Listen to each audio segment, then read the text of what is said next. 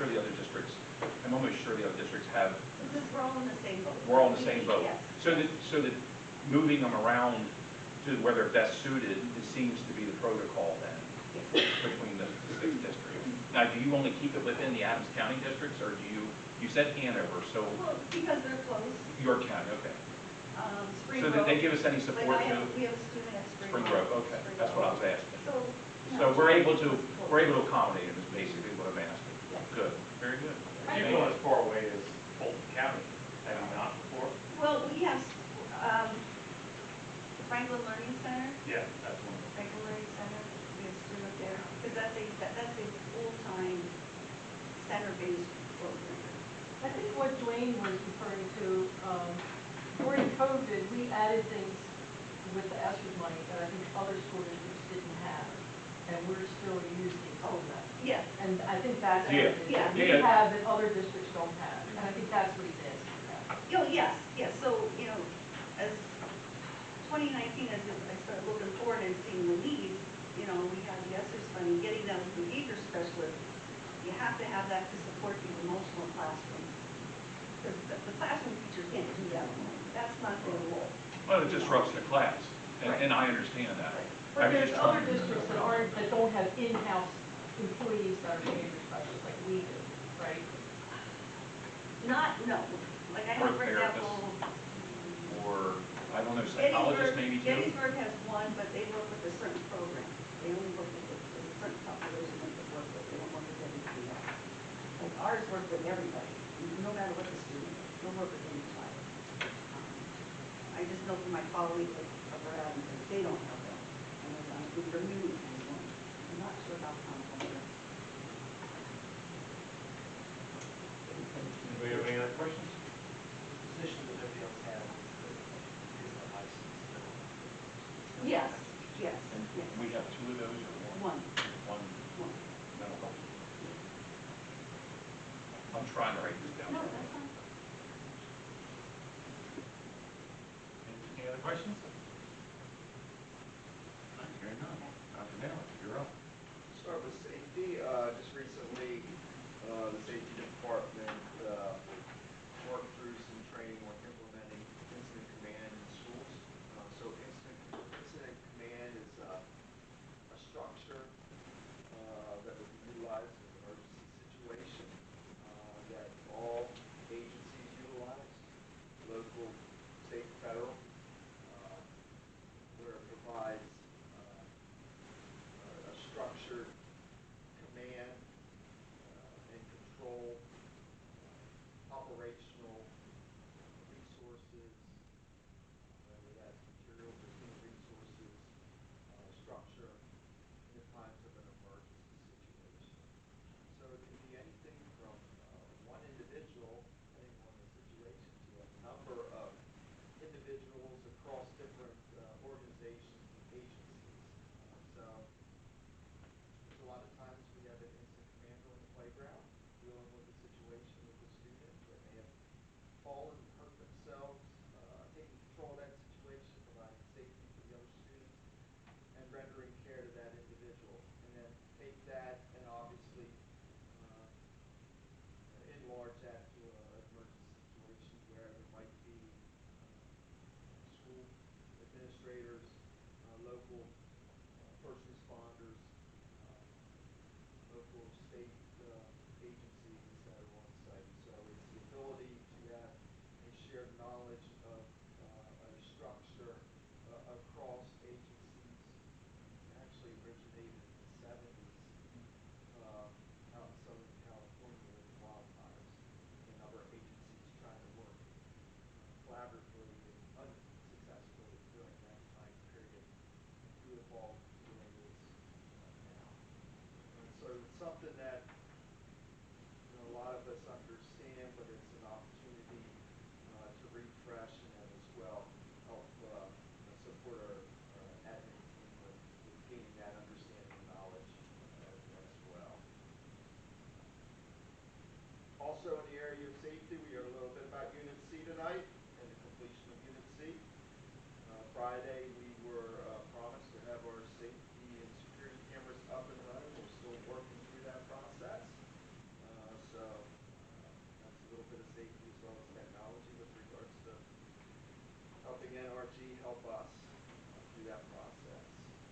The only other item I have is, from a tech standpoint, this time of the year, with the student information system and Sapphire, it's a lot of preparation for the upcoming school year, with regards to,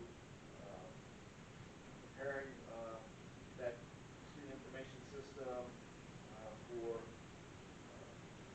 scheduling and that process as the admin team starts to look to next year. Just recently, I know, working with the elementary admin team to get Alloway Creek set up, some of those initial processes that need to happen behind the scenes as they prepare for the upcoming school year. That concludes my report. This is actually between you and me. I know we were talking that we may have had to go with Peter for the school, high school with the new construction. Has that been determined yet or not? As far as I know, that's part of code, and that's a requirement that they need to have in place with regards to first responders and just the size of the One sure, but building. they were talking that we might have to get one, but not, maybe not. But I'll have to check with the status on that. I'm not aware of where we are with that, where that is phased into the project. yeah, I don't know whether, yeah, whether it's too early for them. Okay. Eric, I had some people reach out to me maybe 4 weeks ago, and they claimed that the cameras weren't working in the middle school. Is that true? I know somebody that works on the cameras every day and lets me know when one's down Cool. and Okay. so forth and so on. So you know, they're up and running. They're up and running? Okay, Yeah. that's all I wanted to Yeah, say. and there might be one that's down, so forth and so on, and that's where, you know, I work with John and Corey every day. So those guys are utilizing it as well as the admin team if they notice something. So They're quick to alert. Yeah, I was gonna say, so you're quick to alert. Absolutely. Okay, because they're kind of like left in here, like one day it isn't working and then something happens and then they say something to me and I'm like, well, I had no idea, so I'd ask you. Our safety officer, Mr. Lawrence, is fully aware of the capabilities of the system. Good. And one of the reasons I bring up where we are with the new system. Right. We dedicated a lot of money and funds to the new building and you know, it means something to me. Enough that I make it part of my report to the board as Correct. to the status of new cameras and being online. So now that's something that I know their admin team relies on as well. It's an important part of a deterrent if a camera's down the wall. Yeah, because it benefits the district, like you're explaining with the high school, to have them all operable, you know, for liability reasons as well as for student safety and staff. And I mean, because the camera says a lot more than somebody saying somebody did something, somebody else saying somebody did something. I mean, and that's the good part about having the cameras. Good, thank you. And another report, if you get things that you hear that like that, you're obligated to call Dr. Mitchell or Dr. Berryman here, Dr. Nail, and let them know. So if you hear things like that, you shouldn't be holding it in the back pocket. She's one of the Okay. people that made directly that right away. It shouldn't come You don't up. want an email or a phone call or? I don't know. Email is always the best. I think it's supposed to go to Tim and he's supposed Yeah, to. Right. but Okay. if Tim's Email not Tim. here, then that's why. Right. So, Okay, thanks for That is our clarifying this. policy. yes, it's in our policy. Oh. Yes. Okay. Any other questions for Dr. Nail? Any other questions for Dr. Nail? Hearing none. Moving on to Dr. Berryman. Okay, as I shared at the CCMP on Tuesday night, we recently finished our second round of iReady diagnostics, and we are currently working through the data meetings with teaching staff with that. I sat in a couple last week with Mr. Moran and Mr. Bergenauer, and they went really well. I was pleased with the teachers getting in and really digging into that data.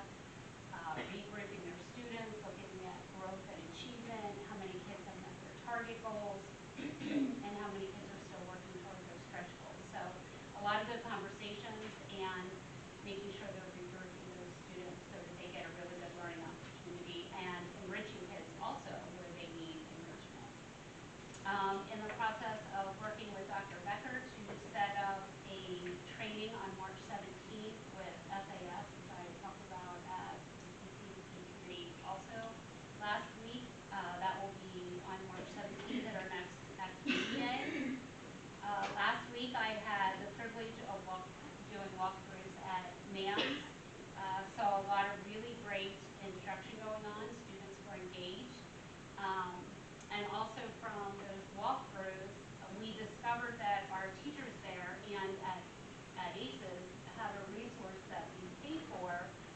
And I just happened to be having a virtual meeting with them, with our rep for that company after those walkthroughs. And she was sharing with me all these enhancements that we now get with our subscription, believe it or not, at no additional cost to Thomas. So in any case, she was sharing all these great things with me, and I said, I don't think our teachers know that some of this exists right now. And so working with her, working with Courtney, Mrs. Golden, we set up a training for those teachers virtually that she's going to meet with all the social studies teachers, and then we can then push it out to ELA and science at the end of February. I believe that's going to happen. So that was just one of those like happenstance things where I went in, I saw they were using the resource, met with her and realized we're not using it anywhere near the capability to really engage students. And I think I talked to you guys about different levels of learning, a lot of DOK 2 and 3 stuff in there. So really good stuff in that. And that's it so far. Anybody have any questions for? I do. Dr. Berryman. Your report that you gave curriculum meeting the other day that I attended, I wanted to ask about PSSAs. I went through the math on the PSSA scores, and I realized there are 84 figures between the 6 districts, including ours. That means 84 different percentages. And out of 84, these other districts in certain parts, 8 of these certain parts of these districts scored lower than us. That means our probability was up pretty high that we scored a lot lower than the rest of the districts. That concerns me. I did the math on it. I know that if you go and compare our figures to the 5 other districts, there's only 8 times that they're lower than us in a certain grade. That means we're lower than 5 other districts mostly. That's a big concern. Now I know you mentioned that we had a lot of work to do, and like that, but this is really serious. So last year's math wasn't a wash. We were at 19.3 last year, and we're 18.2 this year. That's a drop of 1.1% in math for 8th grade. Most of these figures have gone down that I'm looking at, which is not good, especially in ELA. That's concerning for the district, because I'm more concerned about the students learning than I am about anything else. And it seems like for some parts we're going backwards. Any comments on that you would like to make, since I couldn't make a comment during your presentation the other day? I don't know which numbers you're referring to when. On the state website, the ones we have to report to the state, I can look it up and pull them all, and that's what I did. Well, I don't know if we're talking about the same report, but that's also where I got my numbers. And I do believe I shared on Tuesday night that we were either 5th or 6th in all of those reporting categories. Well, we're mostly 6th. I think if I look at Fairfield, they're the only ones that scored less than us in 8th grade math. They had a 16.7 this year. They're the only ones. We were 18.2, but we were only 19.3 last year. So we're not really, lighting the world on fire, and that's my concern. We're not really getting any better. We're getting worse in a lot of different areas. And there is a problem there that needs to be addressed because, being 5th and 6th is, like you said, we got a lot of work to do. And I'm more concerned about what they aren't learning and how far they're falling behind. As you stated, 2 years, 1 year. I was listening to your presentation. That's something we can't recapture, as you all know, because they go through the grades and we lose them. And I would like to see this turn around. This is not fully you. I understand that. You just came on. I'm just asking questions because it doesn't look good. I'm a math guy, so I did the math on it. And it's bad. Altogether, it looks bad. And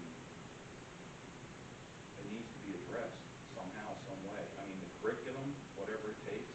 I know you said you were revising the curriculum for the last 3 years, but it doesn't appear that we're making headway at all on this issue. And to me, I'm more concerned about the money we're spending to teach these children. I want these students. I want these students to, you know, become proficient in ELA, math, and sometimes science. And it doesn't appear that we're hitting any mark or even close to a mark, and that concerns me. Question or? Yeah, that was, Make it better? well, I know that Dr. Berryman was supposed to come on and work on the curriculum part of it, as she said before she was hired as the assistant superintendent. And I'm saying she's not been on long.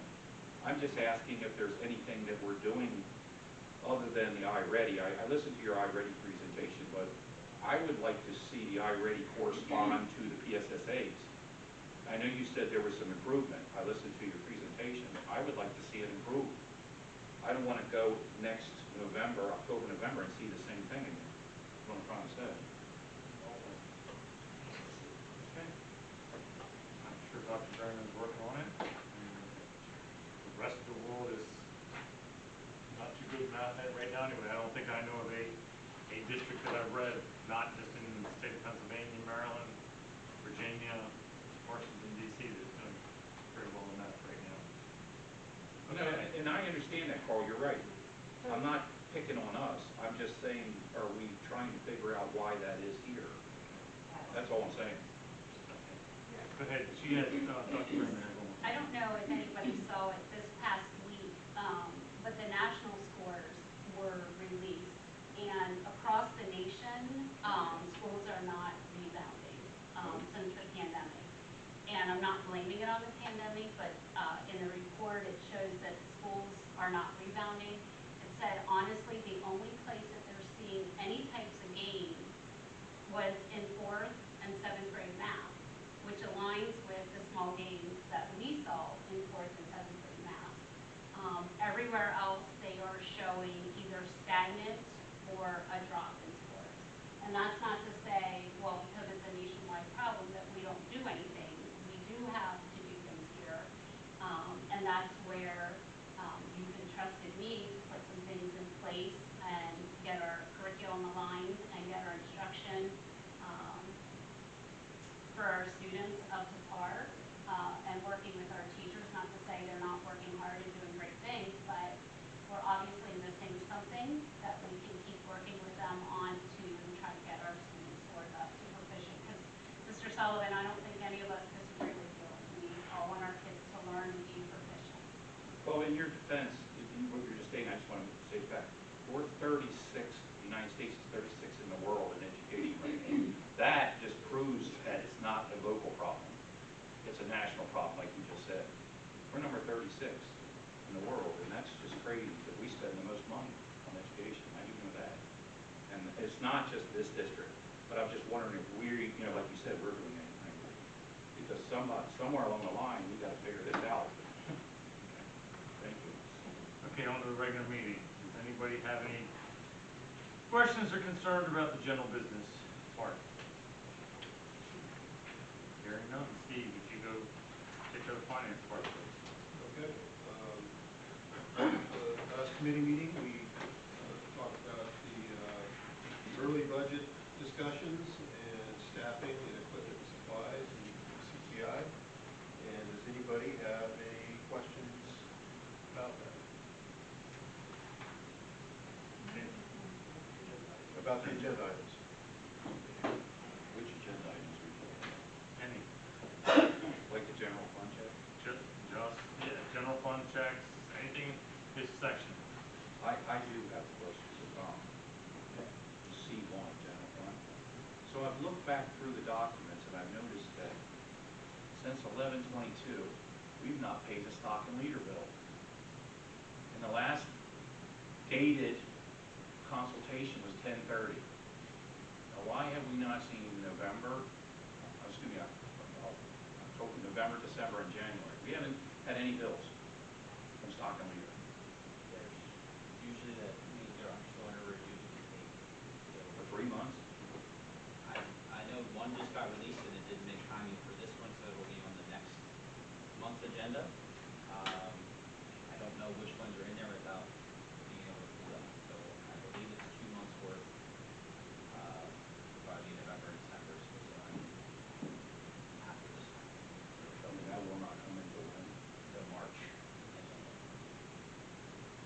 actually, that time of the 3 months worth. It just so happened with the holidays, and there it got pushed, and then now we have a speedy turnaround here with this meeting, didn't make the cut for the work session.